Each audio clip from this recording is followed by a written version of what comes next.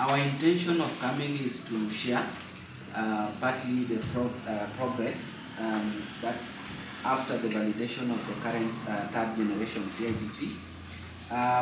In our first engagement, we shared our memorandum that we also submitted in the health sector, and fortunately we want to report to this committee that over 90% of our recommendations have been considered. However, there are some that we discovered after the validation that we feel still need to be considered. So today, our engagement is basically to share with us some of our recommendations based on what we have factored or what we have looked at within the CIDP, the draft. So just a quick one, to save on time, we recommended in our memorandum that we really needed an inclusive health for all in Siaya County. And one of the areas that was not well captured is the sign language. And this was as a result of our findings from the health facilities that those who have hearing impairment really find it very difficult to access medical attention at the health facilities. Reason is no service providers have been trained on sign language, and therefore interacting with these people becomes a very big challenge. Number two, we also highlighted and noted that in as much as there are so many programs under the sector program and flagship that are not very specific, we don't have specific details that outline the activities that will be, or the programs that will be undertaken, and therefore it finds it very difficult now to engage or to budget or make a program for such. So we are also saying that we are also recommending that we really need specification within the CIDP, so that when we are now doing the AWP, then it will be very easy to pick out items or programs within that. Number three, we are also saying under curative biomedical, rehabilitative and referral services that under infrastructure there is construction of isolation for TB. However, it doesn't highlight once constructed. So what will be happening? There is no provision for equipping and operationalization. So that under health and sanitation, still the preventive and promotive health services, there is no costing under equipping model health facilities. So our question here is, if we flag out a program and this is equipping the model health centers with no cost, what does that imply in a layman's person? So we would really wish that as other programs have been budgeted for, then we would wish that this also will have a costing in terms of how this will be able to find a budget line for implementation. And lastly, we also highlighted that under preventive and promotive health services, there is no deliberate effort, completely no, in terms of HIV prevention. The efforts that have been made is on those who are exposed to HIV, but we all understand that currently Siaya is among the counties that is leading in HIV new infections. On that note, the new infections is among the young people, and therefore if there is no deliberate effort in what we'll be able to use to prevent other than curative, then I believe that we are going to a wrong direction.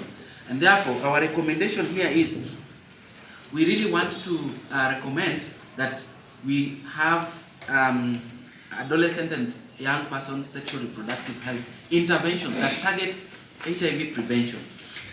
We also recommend that there is in other counties efforts towards establishing youth or empowering youth and adolescent youths and adolescent champions for health.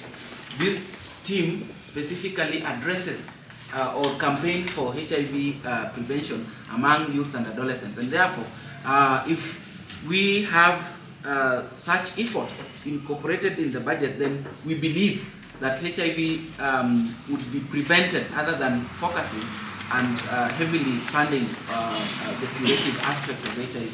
So probably these are some of what we feel were left out and are very key for the communities within Siaya County. Thank you, Chair. We noticed that under primary health care we are having the CHBs, and we were able to check the CHB, and we noticed that there were efforts to just ensure that their stipend is factored in. But then, where is the capacity building of CHBs? You know, this is an age that really requires ongoing capacity building and even equipping them with the necessary items and even equipment to deliver the primary healthcare services. So we really recommend that as we are factoring in capacity building the chairs who are the supervisors to the CHBs, we also capacity build the CHBs to also be up to speed with because they are basically the first line attendants to our people in the community. And maybe I also noticed that they had a package for them, but then the package only factors in maybe a torch and uniform.